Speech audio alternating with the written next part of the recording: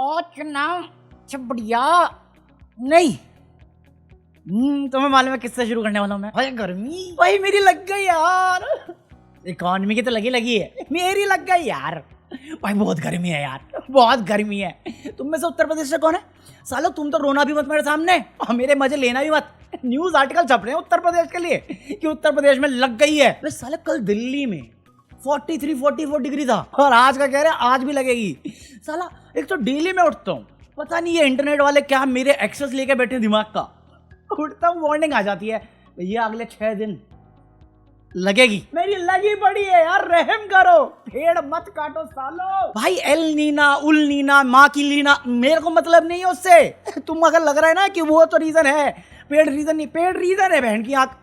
तुम्हें बोला ये पार्टी झूठी है, मक्कार है, सिर्फ फरेबी है, जुमला फेंकना जानती है। ये इतने पेड़ काटे इस बात पे कि हम रिप्लांटेशन करेंगे। भाई रिपोर्ट्स है, प्लांट से नहीं लगे हैं, करोड़ों की ट्रांजैक्शन हुई है, प्लांट्स नहीं लगे हैं। कौन लेगा एक्शन इन पे? कौन लेगा एक्शन? ये लेगा मेरा। किसी को क्या फर्क पड़ता है? मोदी के कितने साल बाकी हैं? अमित शाह का बेटा वैसे ही शिफ्ट होने वाला है, पीयूष गोयल का बेटा वहीं पे रहता है, निशिकांत दुबे का बेटा वहीं रहता है, निर्मला सीतारमण का बेटा। सबको पता है कौन कहां पे रह रहा है। सर लग तो हमारी रही है, सर गर्मी से तो राहत नहीं हो पाएगा। ये जो रिपोर्ट बता रहा हूं मैं, ये रिपोर्ट तुम्हारे लिए इंपॉर्टेंट नहीं थी।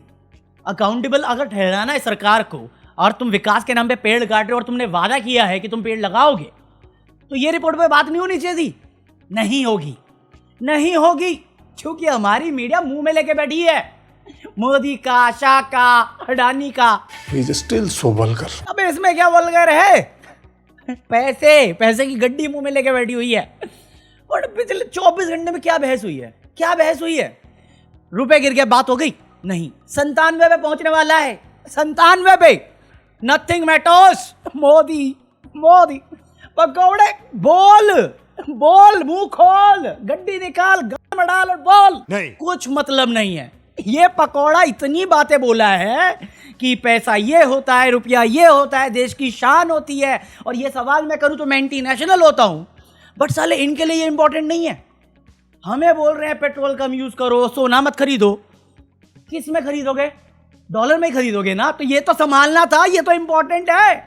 बात करना पकौड़ी। क्या ऐसा सवाल पूछकर ये पत्रकार भारत की छवि पर दाग नहीं लगा रही है? बहन क्या, मेरे को मालूम है ये लोग ऐसा क्यों करते हैं।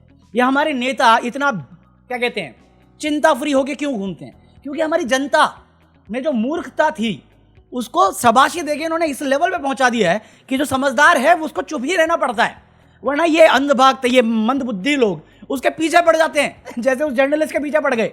500 रुपये बढ़ जाओ तो कोई टेंशन नहीं है, कोई असर नहीं है, सब बहुत बढ़िया चल रही है जिंदगी, एक नंबर, कोई टेंशन नहीं है। इस बंदे का हेलमेट देखो, ये 500 रुपये देगा। ये खुद साला लग रहा है मुझे 80 करोड़ के राशन पे रहने वाला आदमी है। ये इसकी बीवी इसको देती नहीं होगी, इसके बच्चे इसको इज्जत नहीं देते होंगे। ये 500 रुपये खर्चेगा, ट्यूशन के 500 रुपये निकलेंगे इसकी जेब से अभी। ये ऐसी जनता पाल रखी हमने, ऐसी जनता को बढ़ावा दिया हमने। यहाँ पे पेपर लीक हुआ था, पता है? नहीं सर। अच्छा, उसना चावल मिलता है बिहार में, पता है? हाँ। खाइए उसना चावल। इनको क्या मतलब है? कोई मतलब ही तो नहीं है इनको। विकास के सपने दिखा दिए और गंदगी में पल्ला सुअर बना के रखा हुआ है और किसी को फर्क नहीं पड़ता। इसलिए ये गोदी मीडिया ऐसा करती है। एक नॉर्वे के जर्नलिस्ट ने सवाल कर लिया, उनकी प्रेस फ्रीडम में 1 नंबर। हमारे वाले उसके पीछे पड़ गए ये गिनाने के लिए कि वो सोरस एजेंट है। करा है अंजना मोदी ने। जिस प्रेस फ्रीडम इंडेक्स की इस पत्रकार ने बात की, उसकी फंडिंग भी जॉर्ज सोरोस के इसी एनजीओ से आती है। इसको ये पता चल गया इन्वेस्टिगेशन जर्नलिज्म करके कि वो सोरस एजेंट है। हरदीप पुरी की बेटी के पास कितना फंड है सोरस का, वो नहीं पता चला इस पकौड़ी को। ना मैं सवाल पूछूंगी और ना मैं पूछने दूंगी, और अगर कोई पूछेगा तो मैं उसे anti national, Congress agent, foreign agent सब बना दूंगी। तो बहन की आग, एक सवाल तो ये भी बनता है ना, कितनी निकम्मी नाकाबिल सरकार है ये कि उनके सामने राहुल गांधी जो अपोजिशन में बैठता है उनका बाप बन के बैठा हुआ है। कोई भी बाहर का पत्रकार करे सवाल, अरे anti national, Soros agent, anti India. अरे भाई क्या कर रहे हो फिर? नीलाम करने के लिए इस सरकार को रखा ही क्यों तुमने? और ये बहुत बड़ी आयरनी है कि जैसे कोई सवाल करता है इस रूलिंग गवर्नमेंट से, ये सबको एंटी इंडियन लेबल कर देते हैं, बट वहीं पे इनके सौतेले बाप, इनकी माँ का जो नाजायज रिश्ता था, वो बाहर जाते हैं इन्हीं कंट्रीज में और वो कंट्री वाले उसको रिवॉर्ड करते हैं, मेडल देते हैं। तो बहन क्या असली एंटी इंडिया एजेंट कौन हुआ? तुम्हारे पापा। तुम्हारे सारे नरेशन घूम फिर के उस अनपढ़ पे क्यों जाते हैं? ये चीजें देखता हूँ। अगर उससे सवाल करना एंटी इंडिया है और उस कंट्री का इसको अवार्ड देना देश की तारीफ है, तो भैया आप दोगले हो, आप हो टुकड़े टुकड़े गैंग, आप चाहते हो देश का नुकसान, वरना आज आप बैठ के मेलोडी नहीं कर रहे होते। मेलोडी को लेकर किस तरह का संदेश इटली में जाकर दिया है प्रधानमंत्री नरेंद्र मोदी ने? फ्यूल प्राइस क्यों बढ़ रहा है? 4 दिन में सालों ने 4 रुपए बढ़ा दिए, ब्रेड 5 रुपए बढ़ा दिए, दूध 2 रुपए बढ़ा दिए, टैक्सी वाले स्ट्राइक पे जा रहे हैं, ऑटो वाले स्ट्राइक पे जा रहे हैं, केमिस्ट स्ट्राइक पे हैं, इनको वो सब नहीं दिख रहा। कोई भी चीज देश की अर्थव्यवस्था को देख के जो डाउट क्रिएट करती है, जो सरकार ट्रांसपेरेंसी के नाम पे जुमला फेंक देती है और तुम उसे जस्टिफाई करते हो, तो इंटरनेशनल अंदर नहीं बैठे ना, वो भी तो देख ही रहे हैं साले। वो तुम्हें रियलिटी फेंक के मारते हैं कि तुम्हारी सरकार तुमसे छुपा रही है चीजें, ये उसे एंटी इंडिया बोल देते हैं। हमारे यहाँ ऐसा ही होता है। और उसके बाद रोते हैं कि ये फॉरेन की साजिश है। अरे फॉरेन की साजिश है तो अवार्ड क्यों लेता तेरा बाप? क्यों भागता रहता देश से गर्मी से बचने के लिए? क्यों तुम्हारे बाप का दोस्त 10 बिलियन का इन्वेस्टमेंट करने जा रहा है, जबकि इंडिया खुद 500 बिलियन करवा के आया तेरा बाप? मुझे क्रेडिट नहीं चाहिए।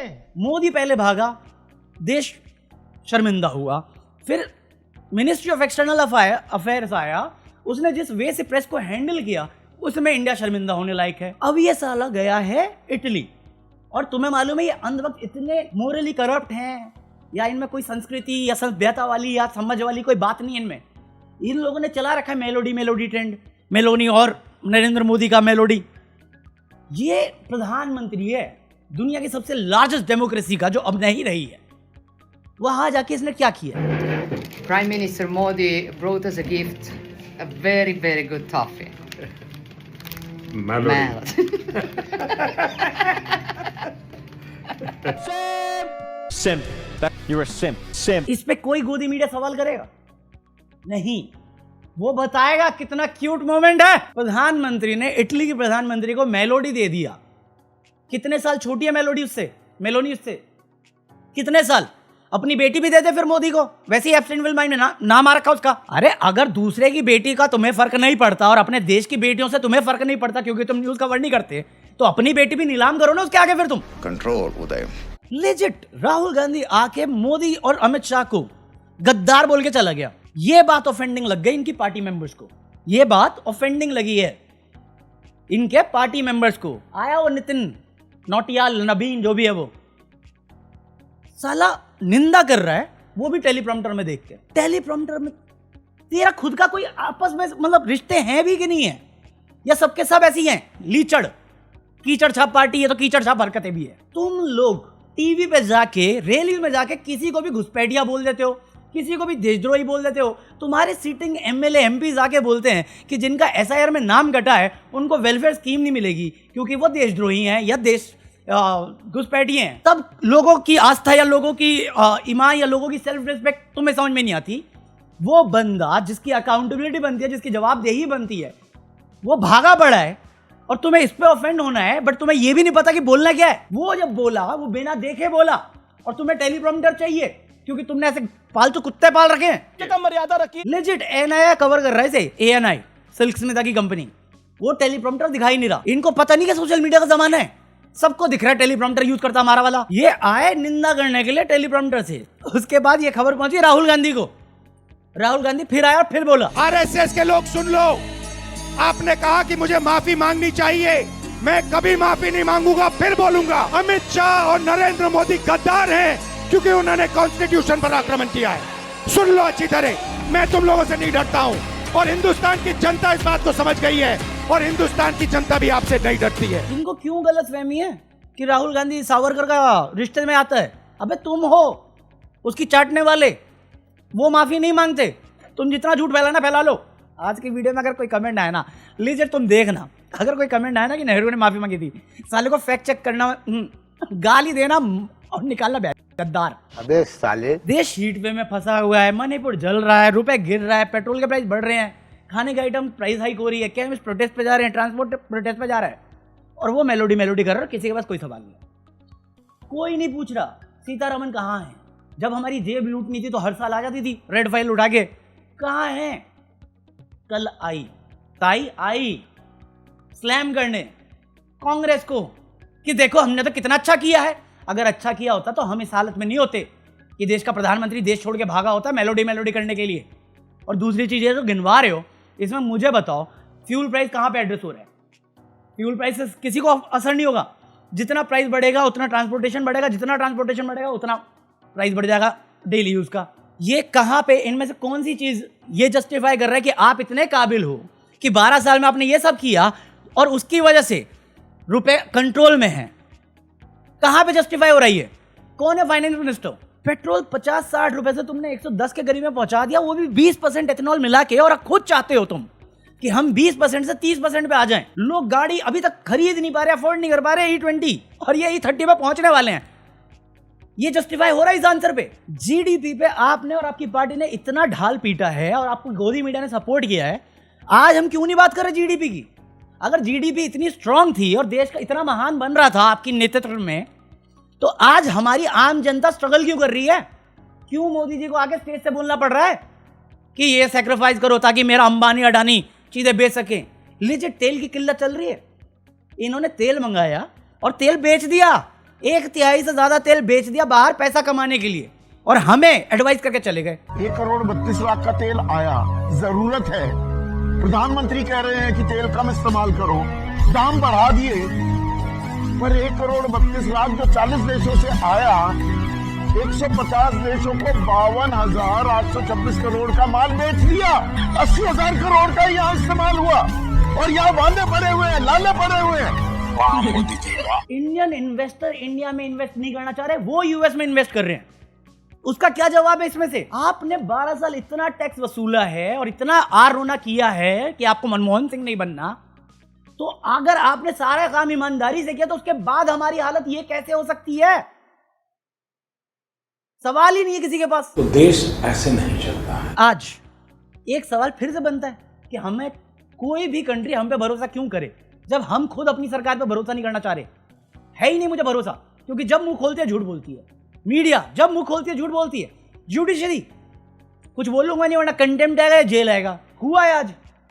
कल ministry of external affairs Norway में बैठ के बता रहे थे कि हम पे भरोसा इसलिए करो क्योंकि हमारे पास संविधान है, हमारे पास कोर्ट्स हैं।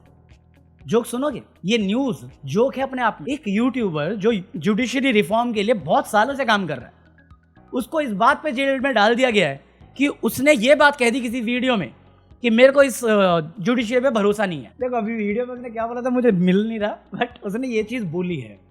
कुछ तो बोला था उसने वीडियो में जिसके चक्कर में केस चला, और मेरे को वो कुछ भी वियर्ड नहीं लगा। ठीक है, इतना होना चाहिए, कोई भी जज या कोई भी जुडिशरी का मेंबर कॉन्स्टिट्यूशन से ऊपर नहीं है। और अगर ये आपका कंटेम्प्ट है तो अपनी हरकतें सुधार लो। करप्शन के चार्जेस आज भी बहुत हैं, और कहीं ना कहीं किसी ना किसी तौर पे हमें भी यही लगता है, और मेरे जैसे बहुत सारे लोग हैं, वो इकलौता नहीं है। जहाँ पे को आप बेल देते हो, उमर खालिद को आज तक तुमने जेल डाला है, और वहीं पे दूसरे जज कहते हैं कि इसमें bail is the rule, jail is exception. आपकी हर दूसरे बंदे के साथ आपकी जजमेंट और आपका अंडरस्टैंडिंग कॉन्स्टिट्यूशन को लेकर बदल जाता है, और आप बोलते हो कि मनमर्जी का दूसरा नाम तानाशाह नहीं है। तो आपने उस आदमी की बात सही साबित करी है। उसने ये सेम बात कि अपनी मनमर्जी से बढ़ते जा रहे हैं और मनमर्जी का दूसरा नाम तानाशाह है, ये कोर्ट में जजेस के मुंह पे बोला है। लॉयर्स पलट गए, लॉयर्स ने अपनी अपॉलॉजी दी और बच गए। भाई पलटा नहीं। Salute man, respect. मरना तेरे को डर नहीं लगता? बाकी आज के लिए इतना कॉफी। आई होप तुम्हें कुछ इन्फॉर्मेटिव मिला हो। Buy anything from Amazon, join me. मैं डाल नहीं रहा हूँ अभी गर्मी की वजह से, थोड़ा दिन रुक जाओ यार, ये गर्मी बहुत ज़्यादा है। इसमें होगा वीडियो ज़्यादा तो मैं डाल दूंगा आज ही। बाकी ये रहा QR कोड। मैं मिलता हूँ कल। Peace out. आज लेट आएगी वीडियो क्योंकि मुझे निकलना है छोटे दानू से मिलने, मेरा दोस्त है। ठीक है, मैं कल मिलता हूँ। पीस।